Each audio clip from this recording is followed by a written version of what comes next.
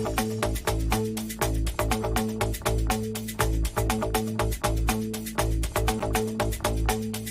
is the North End. This is the North End.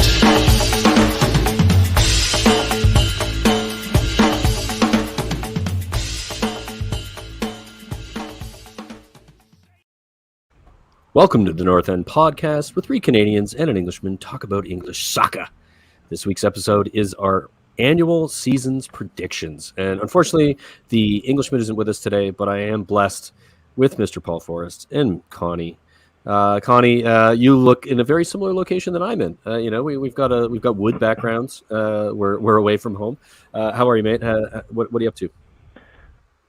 You know what, man? I don't know if this is just because I'm getting older, but every time you're like on the water or by the water, I'm so much more relaxed. And I'll just say I'm on the water right now, really enjoying it. And I've really been looking forward to this particular show.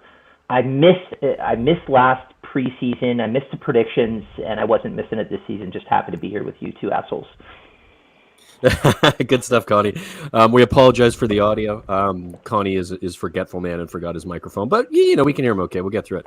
Mr. Paul Forrest, how are you, sir? Good, man. I'm in a room that has a bathroom down the hall that has a bathtub, so I'm off the water as well. If I'm going to be as vague as David Convery was, off the water, just say it, man. Like, we actually have a chance to say this is like our coast to coast broadcast right now. Yeah, that's it, right? But I don't know. Is it a secret where you are right now? No, yeah, that's right, no. man. You are thousands of miles away from us currently. Look at this. Yeah, no, I'm on the east coast of Canada. I'm in New Brunswick right now, and I'm really enjoying it. And to do a pod or a YouTube video out here with you guys by the water, I'm ready to go. I'm fired up. It's going to be a good chat. We got lots to talk about. Lots of predictions. Unfortunately, Luke, like I said, Luke isn't with us today. He's in the UK. We'd hoped he'd be able to make it, but unfortunately, he can't. So we will be talking about his predictions though, and we'll have him react the next time we go live. So look for that next week. Do you guys want to get straight into it? We can, or we can talk for a second about how cool last week was when we had KJ on, and that's all we have to say. But how cool was that? Oh, no. I have some comments. We had KJ on, and I wasn't there. I thought he was fantastic. And great. I love the other gentlemen we had on that show, but we should have swiped out 50% of them because KJ was gold on the show, and I really thought we were lucky to have him. I'd love him to come back.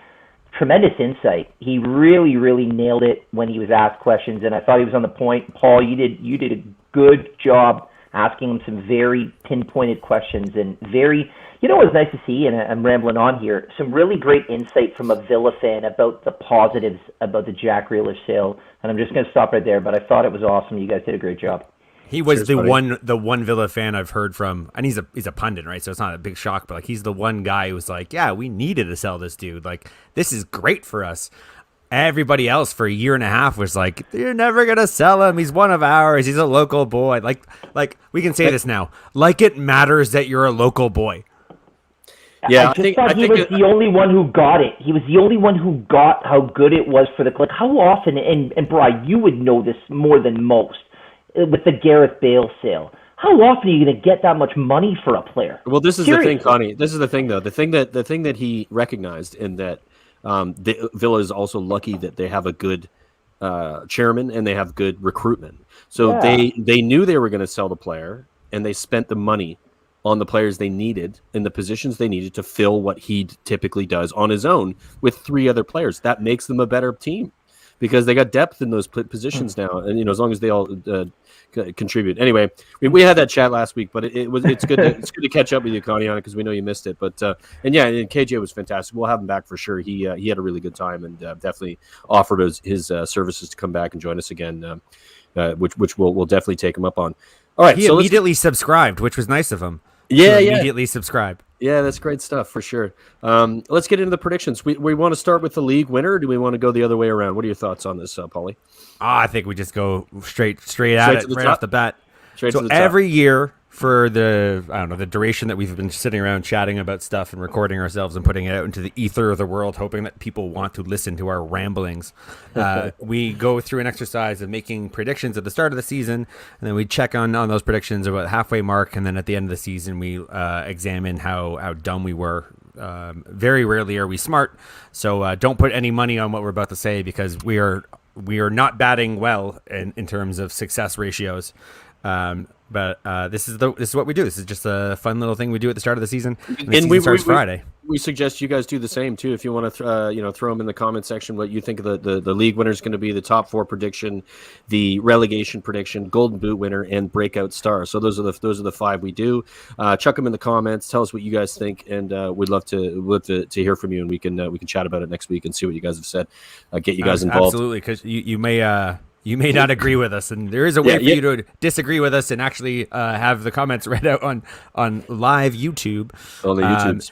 So we're going to start with the probably the big one, and that is our picks, the 4 of us, the regulars on this show, our picks for the league winner this season as the season approaches on Friday. Who do we think has the advantage going into the start?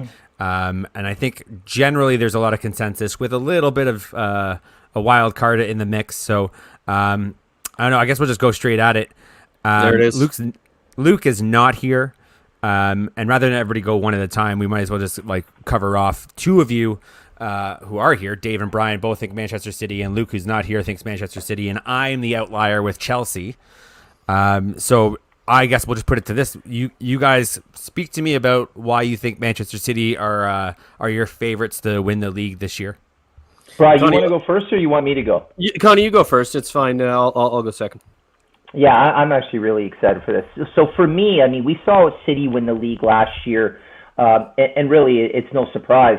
We were all wondering at Christmas time where the goals going to come from.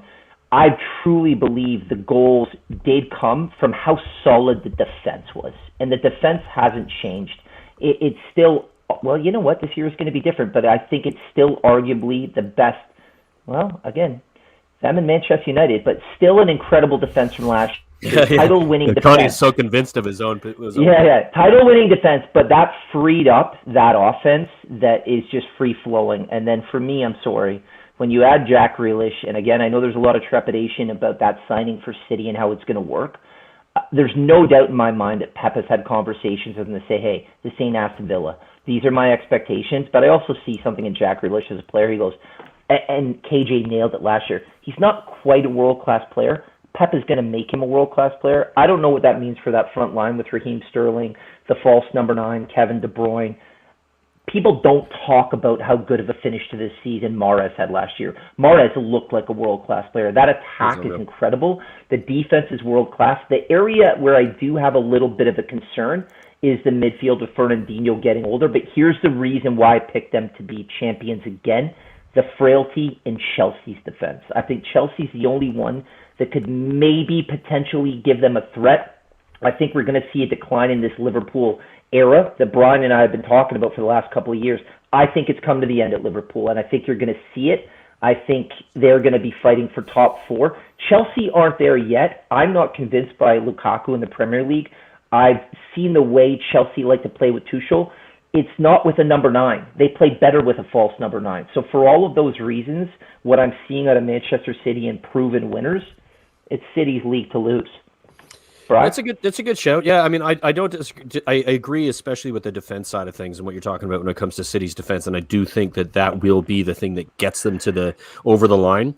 The reason I chose this, and you guys may surprise you guys, is I actually did think when we were deciding this that Harry Kane was going to City, and that despite me not wanting it, and most Spurs fans not wanting it, that there's a likelihood it's going to happen, and I that's kind of changed a little bit in the last couple of days. Hold on, time out then. Do you want to make a change right now in your prediction? Are you allowed to, Paul? Is he allowed to? No. I mean, I could, but I'm not going to, and the reason is that I still think, despite them potentially not getting Kane, they're still better than every other team in the league. You add Grealish, like you said,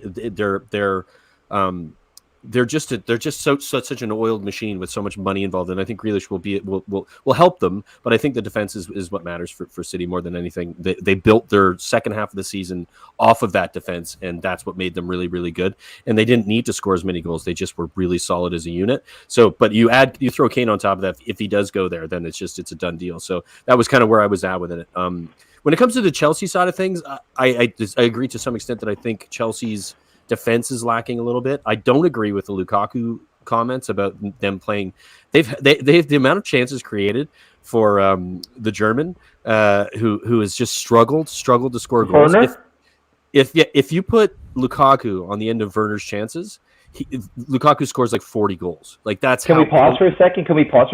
Let's talk about the 75% of work that Werner does from midfield and have to create. He's still gonna do that from the left. He's still going to do that from the left with Lukaku in the middle and whoever is on the right. It's still those chances he's still going to create. He's still going to drag players everywhere. He's still going to make he's been doing it for all the other players who score goals. He's been doing it for Kai Havertz as a false 9. You put a 9 on the end of those and I'm sorry, he's just going to score for fun. It's going to be ridiculous. So I do think Chelsea are probably the team that's going to be right there next to him. We're going to get into the top 4, so I won't get into too much of that right now. But yeah, for me, it's a City win, but I think it's closer this season. I think Liverpool are in there with a shout, and Chelsea, and arguably United, depending on how healthy they can stay in their midfield. Brad, before we move over to Paul, would you say the risk if City do lose the league, and it sounds like we're both saying it would be potentially Chelsea, is that midfield? Like you look at Conte, Jorginho, and Chelsea, and we all saw what happened in the Champions League final. We watched that. It was perfection from Tuchel. Fernandinho's, I think, 35, and I know Rodri, he's a good ball-playing player. Would you say that's the area of concern for City right now? I think it's a massive one for sure. I think that if there's a problem that they might have, that could be it. But I just think that there's so much quality. Even those players that are aging are still better than most players in those positions in the league. Let's move on, Paul. You picked Chelsea, so let's find out why. Just before we move on, I just want to because Luke's not here to speak to his pick. Luke picked Manchester City. He did want everyone to acknowledge that he's no longer supporting Aston Villa, and that where Jack Grealish's child-sized shin guards go, that's where his loyalty now lies. He's currently lying in a bed of baby blue sheets, staring up at a poster of Jack Grealish training on Manchester City. He's learning the songs to a bunch of new chants. He's getting used to being alone in a stadium. So that's Luke's pick. He also said Manchester City. It's a bold pick. It's an exciting new direction for Luke. We wish him all the best. He's cheering for Grealish, not He also told Villa me he told me he took all of his money out of Bitcoin and he's putting it all into oil because he's an oil guy now with Man City. Yeah. Class. He's moving it up to like a bunch of different companies, so you can't ever actually like pinpoint exactly how much money he has. He's shuffling it around. Shell companies, offshore accounts. He keeps using these terms in our group chat. We don't know what he's talking about. Yeah, I think I heard Etihad mentioned a few times. I'm not sure exactly what that means. He's gonna do him. You can't knock the guy. So yeah, I picked Chelsea. I picked Chelsea with a slight asterisk of dependent on Lukaku joining Chelsea. I feel like it's unrealistic to say that that's like not going to happen. It's kind of it's likely. It's a likelihood. He flew into London today. There's visuals of it. It's a medical and an announcement away. Like tomorrow, today is Wednesday. I fully expect it to be announced by Thursday. Yeah. So what my general consensus on this is that it is Man City, Chelsea are the two lead horses for me going into the season. I certainly still think Man City are like there's a reason why everybody else is listing them. Like I'm not saying that it's not going to be extremely tight. There's no particular specific reason that I wouldn't be comfortable saying Man City beyond. I just generally don't like that they don't have a striker. I think they did a really good job dealing without a dedicated striker last season. And I just think that there's a certain... We've seen what their plan B is now. I think other managers have seen what their plan B is. I think without a dedicated goal scorer, and Jack Grealish is not a goal scorer. Like I mean, make no mistake, he's a guy who creates chances. He doesn't finish chances. And Raheem Sterling, going into last season, you might have thought he could have been the guy to step up and score goals, and he had a great Euro. But I think there's something. He's back to like that guy who misses chances too frequently to be. He's not a goal scorer either. He's not a goal scorer. In a title challenge where I think the pressure will be on. So that's my general takeaway for like what I think is missing for Man City is who is going to be the guy who bangs in 20 goals, because they're going to be getting lots of opportunity to score goals. But Gabriel Jesus, I don't think is that guy. And I know they don't necessarily need to play with a striker, but I just can't see how you can compete with Liverpool, Chelsea, Man United without that force that will get you goals consistently. Whereas Chelsea with Lukaku, I think, Timo Werner playing on the left without the same pressure on him to be the finisher and the goal scorer, playing with Lukaku, who honestly, he is a really good passer as well. Like the guy sets up. He's improved his game considerably. Like in his Italy Lautaro Martinez, I think. Yep. Inter, like the partnership he developed first target at the moment. Yep. With that guy, was like that's a sneak preview of what he could have with Timo Werner, and again, pressure off of Werner means that Werner and Kai Havertz too on both sides. And Kai Havertz, late in the box, who I think plays behind him probably more. Like there's a guy who comes into the league who knows the league, who's definitely gonna have something to prove, who's gonna be a giant chip on his shoulder. He's older, he's in better shape, he's more experienced, he's a champion. He comes in there, and I think the pressure comes off these guys that have been on the microscope, and there's less talking about Timo Werner's misses every week. Sooner or later, I think he does come good. So now I'm looking at that attacking force that they have, and I'm like, there's a couple of guys there who could score 20 goals in a season. Play with there's a bit Kai more freedom Havertz too, right? Yeah. Kai Havertz, good he could blow up, and that's Hudson-Odoi still there. Their midfield there's a reason why they're so like dominant last season with the balls. Like they've just got a really delightfully balanced midfield. And I know the knock is their defense, but statistically they had one of the best defenses since Tuchel took over.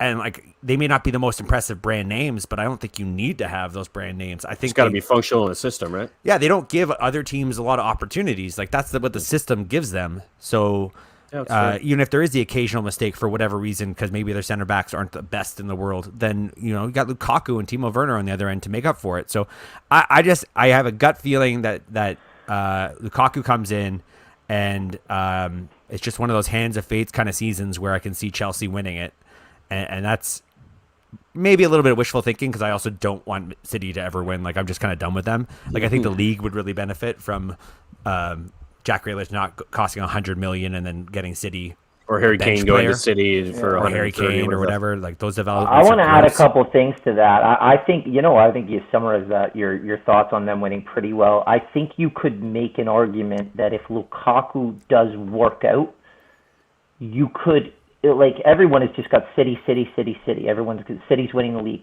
If Lukaku works out well at Chelsea, I would have if someone turned to me right now and said, in the future, and someone crystal ball, Lukaku will work out well at Chelsea, I would have no problem turning them both to you right now and saying, yeah, Chelsea will win the league. Because you're right.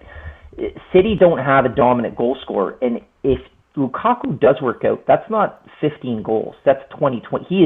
No one has ever questioned his goal scoring ability. We would all agree here, yes or no, he's a world-class goal scorer. But the system needs to be built around. You watch him for Belgium. He's a number 9. He doesn't drop back like Harry Kane to pick up the ball and build up play. He can do that in Serie A. Guys, he can't do it in the Premier League. We know that. He's a hold-up guy, back to defender. He doesn't need to. Yeah. But the one thing I will comment on, Paul, and I think it needs to be noted, if you look at that Chelsea team from an attacking standpoint, they had a lot of injuries last year, and I think that's a caveat that we haven't thrown into the title winning. City at the beginning had a couple of injuries, but were pretty healthy all the way out. Chelsea weren't. Ziyech, who people are still putting a lot of faith in, Pulisic, who is starting to become injury prone. They need to stay healthy from an attacking standpoint.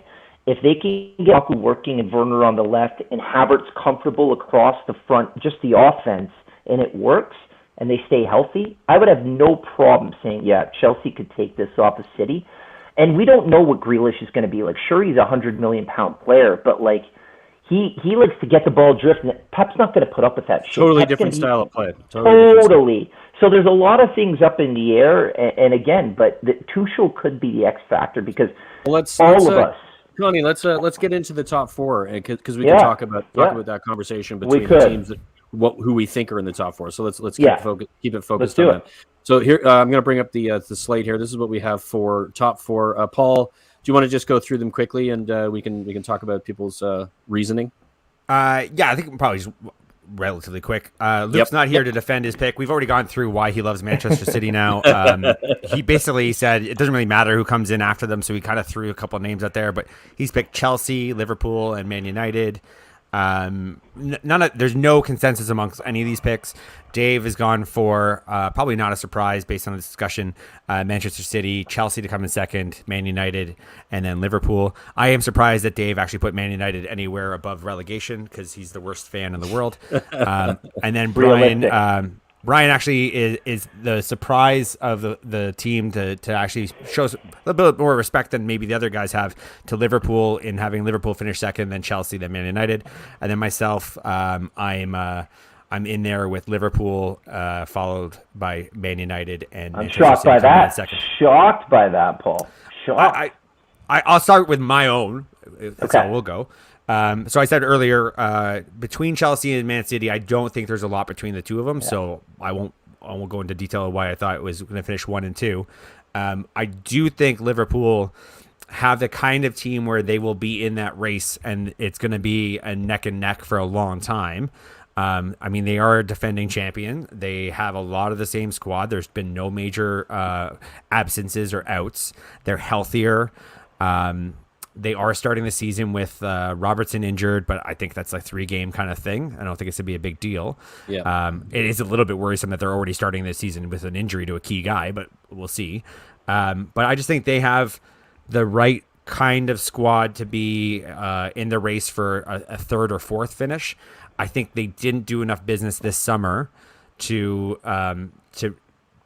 not necessarily to improve themselves. They did improve themselves, but to improve themselves and keep pace with the big improvements that Chelsea have made over the last 2 seasons and the big improvements that you have to make to your team to even catch up to Manchester City. So that for that reason, I have Liverpool finishing third.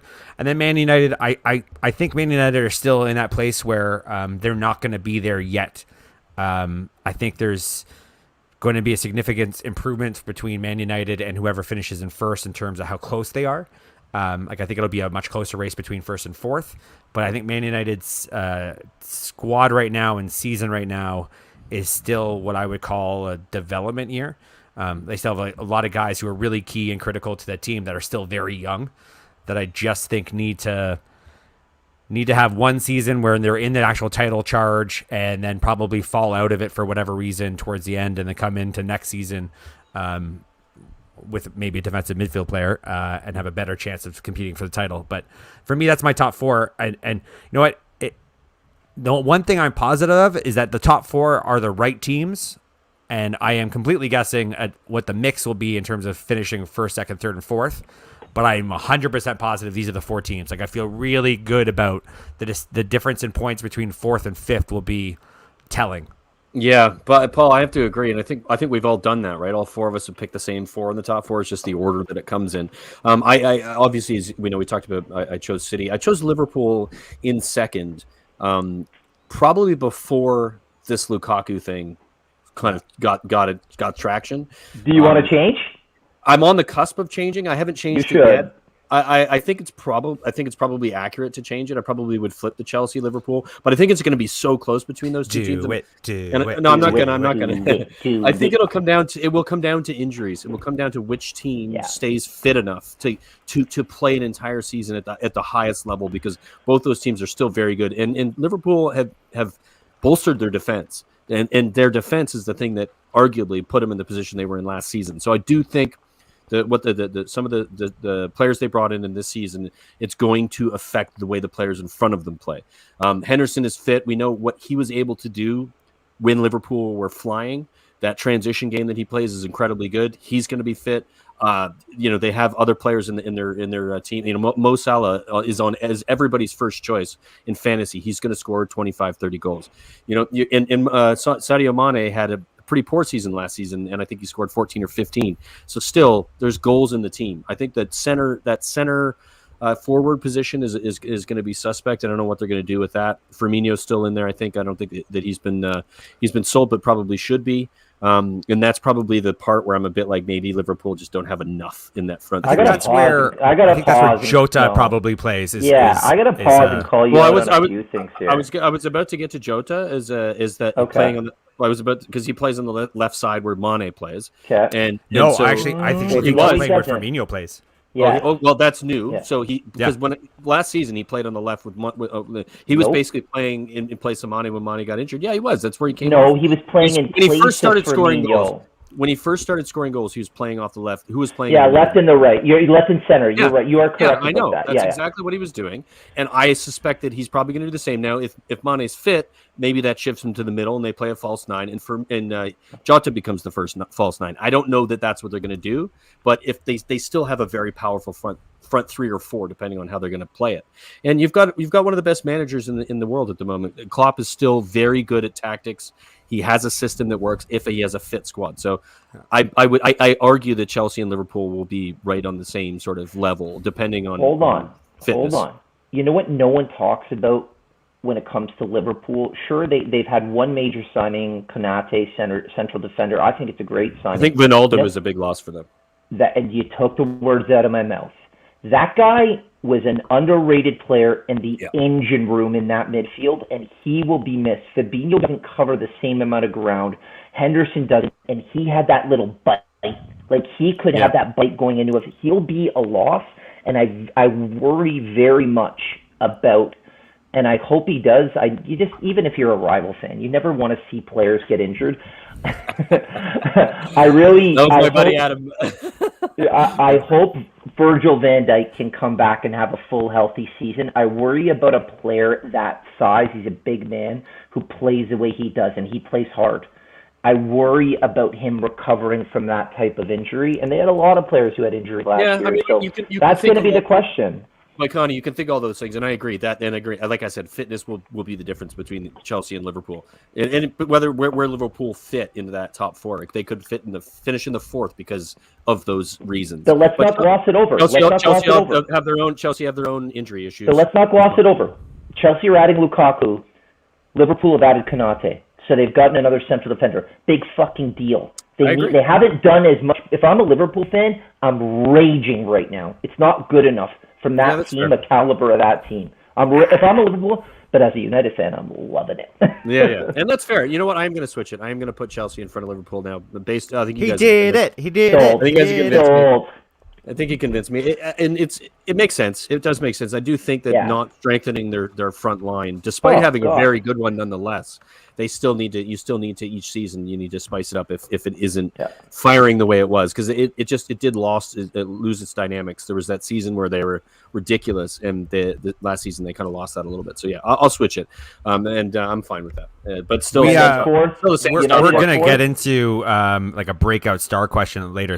But none of you guys picked them, so I'll just ask this: have any of you guys followed this Harvey Elliott kid for Liverpool in preseason? Yeah, not in preseason, but he was touted last season as being one of their young stars. Is he on fire? What position for the first team? He's a right winger. Right. So he's not going to play. That's Salah's. Well, I mean, it's a long season, guys. I mean, he'll play in some cup games and stuff. Yeah, but like off the bench, he's a good addition without him being a headline signing. I think watch out for this kid. Like, he's not going to be like my breakout star, but like what he's capable of doing is it'll help them get some points in the Premier League at some point this season for sure. And who's their young midfielder that we liked? Was it Joseph or Curtis or something that we really Jones? Jones. He's a guy that if he keeps going has a lot of potential as well. Okay, cool. Brian, you're 3 and 4. Or are you good? Can I jump in on my top? Yeah, no, it's all you. I mean, I had United in fourth for the same reason. I think what Paul said. I just think there's a little bit more needs to be done at United to get them up further up in the conversation. But they're a very solid team, and they've improved season over season, and there's a reason to think that they've put themselves in that top 4 position comfortably based on what's behind them. So yeah, that's what where I'd finish. I'll wrap mine up pretty quick. We know I picked Chelsea. It's been clear of everything I've said so far. I think, I picked City to win the league, and I picked Chelsea to fight them. I do think there will be a bit of a gap between 3 and 4, and I do think Liverpool and United will be fighting it out. I think when you add a player like Raphael Varane, he's a world-class central defender. I do think he's going to adapt to the Premier League very easily. I mean, regardless of who you support, I think it's fair to say he's a top 5 central defender on the planet. He wants the Premier League. He wants United. He knows where it's at right now. So I think that's a great signing, along with Jayden Sancho, who is going to be. And everyone talks, they need a right winger. United need a right winger. Jayden Sancho. Don't be surprised if he makes that left wing his own, because he's dynamic from both. Rashford's injured. There are some young guys, but I do agree with Paul. I think the central midfield is still the issue for United, but they have one more season. This is it. You've got a very good starting 11. You sort out that central midfield. There's a certain guy that plays for Borussia Dortmund who's available next year named Haaland, so if we sign him. But I think United will press City and Chelsea to a point, probably a 4 to 5 gap, and then Liverpool, depending on injuries, will be there. But yeah, United third, Liverpool fourth. But I agree, and I think Paul nailed it earlier. Those are the 4 teams. If there's a 5th team trying to fight for that, it's possible, but I'd be shocked by that right now. So let me ask this one pointed question, because it's the one team, everybody watching the show might have a right to question us on it. Leicester City is not in our top 4. They had a really good season last season. They had a strong transfer window. They are much improved from and well managed. That they've made. Let's be honest. That's good. And well managed. Is this just a case of there's still too much distance between them and the other teams? The other teams also had great off seasons, and it's like they're the best of the rest, but. I'd like to jump in first here, Brian. You know what it is, and we talk about this all the time, and we kind of forget, but it's depth. It's depth. Like, Jamie Vardy had a really, really poor end to the season, whereas Iheanacho was on fire. I really like Iheanacho, but they've been heavily relying on Jamie Vardy the last, I want to say, 3 to 4, probably. 4 seasons. He can't keep going on the pace that he's been going. They have a great starting 11. I won't deny that. I do think the injury of Wesley Fofana at central defense will be a huge miss. He's a great player. I think that's going to hurt them. They just don't have the depth of the other players. You could have said a couple of seasons ago Spurs had a lot of depth. They don't have it. For me, it's depth. They're not going to be there, and I still think they were punching a little bit above their weight class last season. Okay. Yeah, I probably feel the same way about Leicester. Really, just most of the time it comes down to depth. They struggle when they get injuries in certain positions. When Maddison was out, they struggled to create. Connie. Learn how to mute. He needs to learn how to mute his mic when he leaves. For the same reasons. I think they're a good squad with a good manager, but without the depth and without the money to spend on that depth. But they're gonna be probably finish 5th. They'll probably maybe get into the top 4 on a few occasions. There'll be some jumping back and forth between where they're in the top 4, and then they'll end up finishing 5th or 6th like they do every season. So you have them finishing above Spurs? Yeah, probably. I think I have. That depends on what happens with Spurs, because there's a few things that are key, and I do think Harry Kane's staying, but there's like 2 or 3 other positions that if they get filled, I think Spurs are going to be very surprising to a lot of teams. But that's a possibility. Can I tell you what this season is? I'm calling this season for Harry Kane the Cristiano Ronaldo season, where Levy goes, "Give me one more season, and if the right bid comes in next season, you're off, pal. No problems." That's what I think this season is. Just to chime in on this quickly, and I know we're not talking about Harry Kane. I don't want to get into it too much, but he is being offered a new contract, and there's rumor that he's going to sign it. And that contract will have a buyout clause, an actual buyout clause, rather than a gentleman's agreement that he has with the chairman. But apparently, he was on vacation at Levy's boat, so it's not all the stuff that goes in the media is hilarious. But anyway. Yeah. I do think he will play one more season at Spurs. I do think it'll make a difference. But Spurs didn't struggle up front. There was other problems. But let's move on. So go on, Paul. I don't want to talk too much about Spurs, because we're about to talk about the relegation list, and we might be talking about Spurs in a second anyways. Oh, come on. No, we're not. But the next question is our picks for relegation. And you're not going to get nearly as much analysis and reasoning for a lot of these picks. This will be quick. This one should be relatively quick. I think I'm the only one that did a straight up, all the new boys go back down. So Brentford, Watford, Norwich, for me, I'll go back down relatively quick. I just don't think that they've done enough in the offseason to become Premier League ready. I think they're all relatively young teams. I don't see anything in Watford's new squad that tells me they're that much better than they were when they were already in the league and got relegated. Same with Norwich. I think Brentford are probably the one team that have a chance of escaping that new boy curse. So Luke was like-minded in that he picked Watford, Burnley, and Norwich. He's not here to speak to these picks, but I will say Burnley, for me, are a permanent, like, how do they survive every season? Question mark. They just do. They just do. I would not be surprised to find out if this is the case. You guys essentially agreed, but both of you had one team that we didn't have, which is Southampton. So maybe we spend this time talking about why do you guys think Southampton should be in this mix of relegation? Because I assume, Watford and Norwich, you feel like they're going to go down for the same reason I do. They're too new. They're not that good teams. Like they're the easy picks. But what about Southampton has you guys thinking that they'll become a championship team next season? They lost their top goal scorer in Danny Ings. Yeah. They're likely going to lose James Ward-Prowse this transfer window, who is their midfield maestro and free kick taker and penalty taker. They were really, really poor at the end of last season, like so poor for such a period of time that the only reason that they didn't get relegated is because how good they were for the first 2 months or 3 months. They accumulated enough points to scratch through just at the end, and I just think that they're becoming not the team that they were attempting to try to be with recruitment, which had always been so good. They haven't really consistently done that in the last 2 or 3 seasons, and they're losing their best striker, who was actually, to be fair to them, and probably a big reason why was he missed as many games as he played last season, Danny Ings. So as much as he's a good signing for Villa, he's also injury prone, and that's a massive thing to have for your star striker and the player who's going to score most of your goals to only play half the season. So missing that and not replacing it, which that could change, maybe in the next week or so, or before the August 31st was when the transfer window ends. They'll bring in a couple players, and I might change my mind on it. But based on what I've seen from last season and what I've seen in the transfer window, they look a shambles. So if I just pause there, so the news there is that I believe his name was Armstrong, plays for Blackburn in the Championship, was the leading or second leading goal scorer in that division last season. He has signed, I believe, with Southampton, and a striker by the name of Broja, Broja, I believe, who is a prospect of Chelsea's academy, has been loaned to Southampton this season as well. And a lot of Chelsea fans speak very highly of him.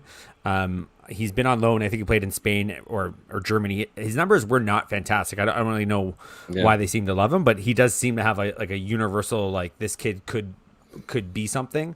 At Chelsea kind of sentiment behind some. I'm still not convinced, Paul. Tend to know you shouldn't be, because Vestergaard is also I would argue their best center back, and he is looking increasingly likely to be joining Leicester sometime before the end of the window, which is, if you go down the list, the spine of this team of everybody who's been moving on, they're most reliant on their striker. He's gone. Their best center back is likely to go. Their best midfield player and set piece taker is on a lot of shopping lists this summer and could easily go as well. So I think there's a lot of reason for Southampton fans to be a little bit concerned about where they might finish this season. And okay, so for all of those reasons you just mentioned, and I'm just looking right now, it looks like the Vestergaard deal is done. And to Brian's point, and Brian very well articulated about Southampton, I didn't have anything to add other than the fact that the Vestergaard deal looks done. James Ward-Prowse was the reason I put him in the list, because it's strongly rumored that he's leaving. I also think, like, I've watched him play a couple games for England. Everyone thinks about him as a guy who just takes set pieces, and he's a great set piece taker. No, he's more than that. He's wonderful. But he's a really good player. So I made my pick kind of like you with Lukaku and Chelsea. I think he's likely going to go. It's a shame because Southampton, you looked at them 2-3 seasons ago as the best developing team in the Premier League. Like, how many players? Hasenhüttl was up and coming manager, and exactly. sort of Kloppish kind of style. And but I'm going to double down here. I'm not just picking them here on our list. I'm putting money on this. That Southampton are going down. The odds are not bad, and they were, I think, one of the first teams. Them and Watford and Norwich just not convinced. Arguably, the first manager to get sacked will be Hasenhüttl. Probably a favorite. I'd put money on that. It's So it's I not would like one to of the ask things you- that we're all predicting, but I have Patrick Vieira. I've just Oh, that's a good Oh, show. okay. Yeah, Why the two of them I can why see. Brentford over Southampton or anybody else, Paul? Any other reasons for Brentford you'd like to throw in? I just look at what they did. Like again, it's like their off season. I just think you have to supplement the team that brought you into the Premier League with Yeah. a little bit of experience and like some calm heads and like at the very least guys who have played at the pace of the Premier League, so the learning curve isn't so steep. And they got to the Premier League largely on the back of a hell of a goal scoring season from a guy that I can't remember his name right now, and it's bugging me. You'll hear about him later in the pod. I'm wanna bringing say- him up. Is it? Well, help me out now. It's like it's not. I Ivan want to see Toney. Trey. Everybody knows. What's that? Ivan Toney. Ivan Toney. Yeah. Like it was just one of those things where like you can cut his goal scoring output in half. Like that's just. Nope. Well, I don't know, man. I don't know. He's a beast. I'm not jumping ahead in our pretty good that- preview, but We'll trust get me. to that, guys. We'll get to that. Very we'll get rare to that that. anybody scores 20, 25 goals in the championship, then scores 20, 25 goals. Okay, fine. Or anything That's fine. close to.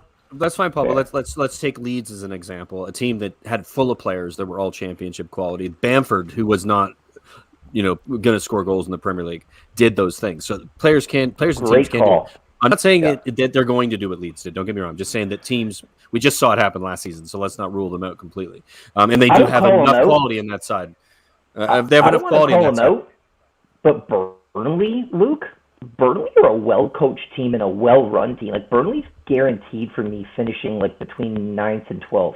I really like Burnley. Very tough to play against. I don't know about that. I think they're like Shocking. 15th, 14th, 15th for me. Maybe you're right. Probably more like 12th to like 15th. But they're. I would not going suggest that you anywhere. guys have like a Bogey. bet. I would say between you and Luke have No a bet, betting. but then I know neither one of you would actually do whatever the bet was. I Because won I'm the still last waiting one, for one of man. you guys to get hammer drunk on the pod or the show. Man, I get Because- hammered drunk on the pod of the show weekly. But like, You I think it was lost the Luke. Luke owes us a session where he's slurring Yeah. in the corner, Oh, Luke, just yeah, Luke, pounding yeah. away. All right, let's move on But from the relegation. he's not a real man. He doesn't live up to his bets. We're going to talk Golden Boot now, Paul. Yeah, the next question is just a really simple one, guys. Who do we think is going to win the Golden Boot? Harry Kane. It doesn't matter what team he plays for. He's going to score more goals than anybody else. I don't care. Correct. That's what he does. Correct. End of story. It's not even I will not add anything else. It's just the easiest pick. Yeah. Luke It's a had no-brainer. Danny Ings. It's Danny Ings. Of course he does. He loves Danny. Can we talk about how much It's he emotional. loves It's Danny Ings? an emotional choice, of course, from Luke actually misunderstood the ask, and he's like Danny Ings, but then he also put like a little sidebar, but Harry Kane if he goes to Man City. Yeah. That's right. Good So call. I put down Harry Kane for But I all want of to you hear guys. about yours. Is yours for all the obvious reasons? Because I think listen, I like think you said, Lukaku's right there for a shout. Honestly, it'll be really I close just like- between the two of them. I mean, think Harry he'll be Kane's there. always in the mix, right? But Harry Kane is I don't know how his start of his season will go. I think at very least I could say it's probably going to be a slow start. There is a physical impact of going deep into the Euro or World Cup that just it's well documented. So I think they're managing him the right way. I think they're giving him extended time off. I think they're going to ease him into the season, all those things. So I don't know when he hits the ground running. He normally doesn't score in August, Paul, and still wins the Golden Maybe Boot. that's a thing. I don't know. or people say he's out for a month and then a week later he's starting in a Premier League game. Like it's Yeah. just that's Harry Kane, right? Scores He a will, hat-trick. he'll start the first game of the Premier League season, guaranteed. Yeah, there's a good chance. Against Man City. Oh, he oddly will. enough. He will. Great. I But won't like guarantee I it. know part of it's almost like I just get tired of saying Harry Kane. So I was Yeah. like, if Lukaku goes and I'm picking Chelsea to win with Lukaku, then I might as well put all my picks in the same basket, if you will. So I like Lukaku because he is definitely capable of doing it. He is past injury issues. He's super healthy. He never gets really injured in the Italian league, which is different, obviously. But I think if you look at the Chelsea squad, if you can get into a rhythm of scoring with those guys, he is surrounded by guys that will give him the ball at the right time, the right place. Like even if you think about the crosses that will be coming into the box that he could eat up, or the through balls that Kai Havertz can give him, like there's just a lot of assists in that team for him. So I think his support team, like the guys around him, are a little bit better than what Kane will be working with. So for me, if the deal happens, if Lukaku goes to Chelsea, I can see him having the kind of season where he leads the league in goal scoring. So that's my pick. So let me ask you a question. It's a good shout. He'll be right there for sure. Hypothetical, and I'm being serious here. Somebody comes up to you and says, "Here's $5,000. It's yours, but you have to bet on who will win the Golden Boot this year, and it's all about money." And who are you putting your money on? Are you putting your money, like in a real life situation, someone just gave you $5,000, you have to pick a Golden Boot winner and you keep all of the winnings. Are you picking Lukaku over Harry Kane? This is a weird hypothetical, man. Like somebody's I giving know me it the is, but stake.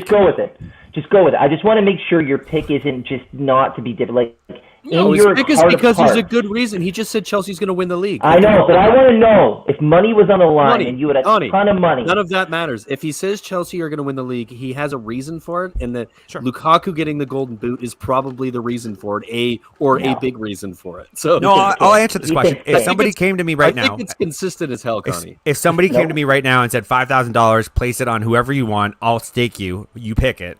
As of right now, I would put it on Harry Kane because Lukaku is not a Chelsea player. But what if he is tomorrow? If he is tomorrow, then I'll put it on Lukaku. Okay. That's all I want to know. I wouldn't just put a free $5,000 bet on a guy who may not even play in the same league I'm betting on. I would be doubling up on my bet. I just wanted to make sure your pick wasn't contrarian and just to make. Do you know a guy that would just walk more. up to me and give me $5,000? Is that guy a thing? I would I'll do look that. into it. I I'll want look someone into like- it. I'll get into it. And I don't have to suck a dick? That's Just I'll straight look up into- staking me. I'll- It took I'll look into the details of that as well. Guys, it took us 45 minutes to talk about Dick this time. That's impressive. That's usually the first 5 minutes, so well done. Yeah. We're going to get into now the final category, the Breakout Star category, and this is an interesting one. Luke and I picked the same player in Leon Bailey, and I'll explain that when it's my turn. Dave, you've picked. I don't even know who that is. Is that Ivan Toney? That's Ivan Toney, right? And then Paul, that is Billy Gilmore. Little Billy Gilmore. Billy Gilmore, and he's gone. I to like Norwich. that pick. Yeah, That's a good pick. that's a good shout. So I'll do mine first. When it comes to the one and only, Leon Bailey, he's had some really good seasons as a young player at other teams. So his Belgian Young Professional Football of the Year in 2015, 2016, VDV Newcomer of the Year 2017, 2018, Team of the Season 2017, 2018, and Bundesliga Team of the Season 2017, 2018. So we are talking about a player here who, in the leagues he's gone into, as a young player, he's had an effect on those leagues, and he's been considered one of the top players in his position and what he does for his team. So that was my shout. I did a little bit of research on it. I didn't look at a lot of players, but I do think in the side that he's playing at Villa with some players that they've added, he's going to be a really good player for Villa. I almost pushed back on you and Luke because I was just like, this guy's not really a breakthrough player. He's kind of on the world stage and really highly regarded already. But I was just like, whatever. He's a breakthrough player in the Premier League, though, right? And that's what we're talking about. Like you can be good in other leagues and then break out in the Premier League. But you could be good. It's in like other Kai leagues. Havertz wasn't going to be I wouldn't have accepted Kai Havertz last year because it's like, well, he's not breakthrough if he's 100 million. Like it's just like it's meant to be like a little bit more. What did of they pay a- for Leon Bailey? It wasn't 100 million. It was like 25. Oh no, I disagree. I accept the notion of him being a potential breakthrough player. I just don't in the think Premier that League. he will. I just don't think that he will. Like he Well, scored fair. 9 goals. He had a great season last year, Bayern Leverkusen. I would say this guy's probably a year or two late. Like he's been just like languishing out with Bayer Leverkusen the last 2 years because no one's bought him. He was a hot prospect 2.5 seasons ago. He's still a good player. But it comes back to the same thing for me. It's that adaptation from the German league and not Bayern Munich, not Dortmund. He's playing for Leverkusen. I think he's going to struggle with that adaptation, and he's playing in a Villa team that is very good. He predominantly plays from the right side. I think he's going to take at least a season to make that Premier League step, and there's going to be some rough moments for him. But he does have potential. I'll give you that. When he's on for sure. Every one of our Aston Villa listeners they just changed. Way to go, Connie. This is a guess. This is a guess based on what we know about them. So it's not, it's not massively surprising that it could go awry. But go ahead. You guys go ahead. you want me to go? Dave? I'm picking Ivan Toney for Brentford because every time I watch this guy, he's a natural goal scorer. I do feel that Brentford is a hard-working team. I think they're going to fight for relegation, but I think his role is going to be similar to that of like a Danny Ings, where he's the guy that's going to keep them up. Yes, Paul's right. Is he going to score 30 goals in the Premier League? No. But do I think he's going to score 15 plus? Yeah. The guy can finish. He's athletic. He's a fox in the box. I genuinely enjoy watching him. He's a great little striker. I think he's going to and I've watched him play. I don't think there's going to be a huge adaptation. He beats defenders. He knows where the goal is. I think he's going to score goals. I'm excited. He's very to watch physical him. too. Big Yeah, player. I think he's a total package. Honestly, Brian, if Spurs went, if Kane left Spurs, I'd be all over this guy. All over him. He's fantastic. Do you think every single goal he scores is like a dagger to the heart of all Newcastle fans? Oh man, I was on the cusp of adding them into my relegation team and pulling out Norwich. I was very close. I think they're gonna have a bad season. Yeah. So really that's bad. Specifically in reference, if nobody knows, Ivan Toney and Armstrong, I think, both in the championship last season led the league number 1 and 2 in goal scoring, and it looks like both will be up in the Premier League this season. So every goal they score, I think Newcastle fans have got to be mindful of the $3 million. I think both of them cost at one point when they got sold from Newcastle, who were not exactly flush with strikers. So I hope it doesn't work out for the sake of Newcastle fans. I really do. All right, Paul, your decision, brother, on Breakout Star, and tell us why. Yeah, he is a little Billy Gilmore, Scottish kid. It's been Billy Gilmore. He's a Chelsea lad. He's a Chelsea boy. He's on loan for the season at Norwich. He is just so much fun to watch. He is Michael Carrick-esque in his vision and ball distribution.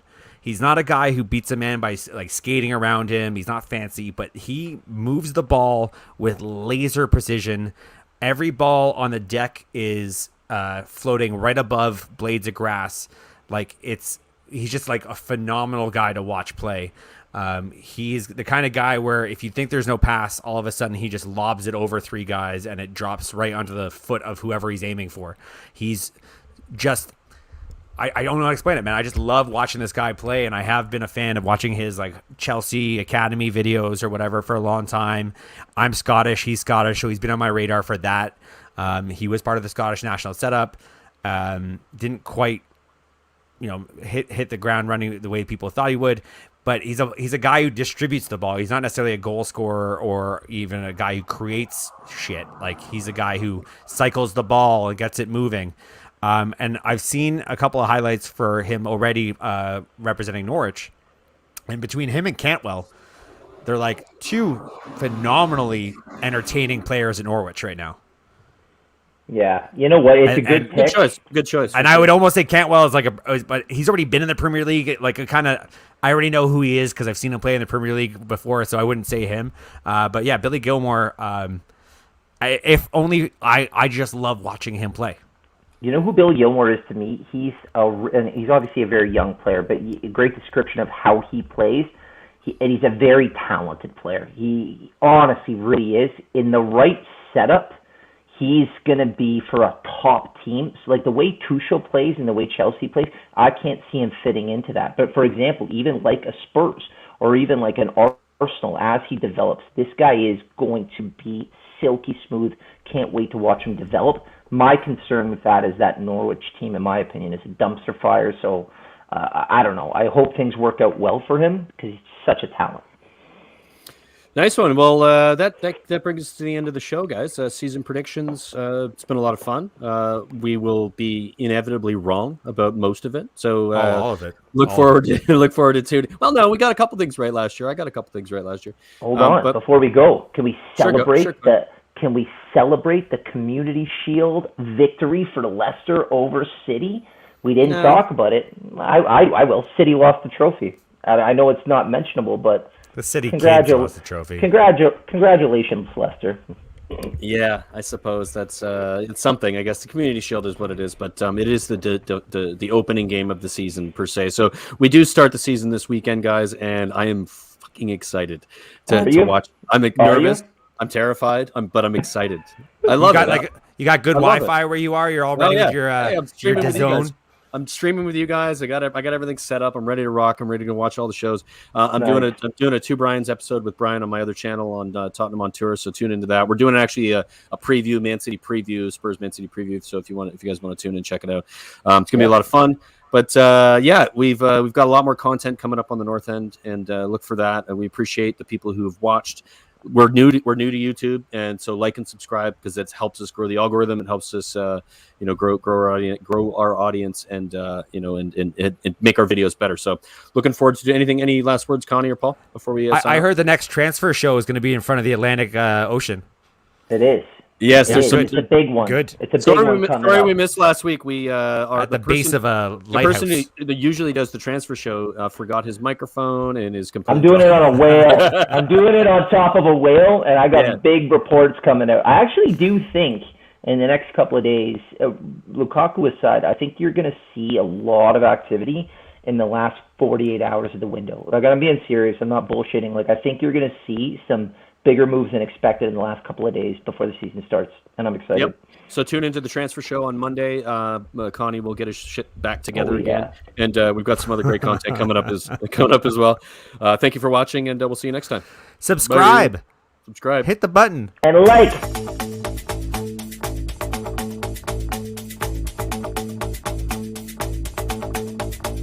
This is the North End.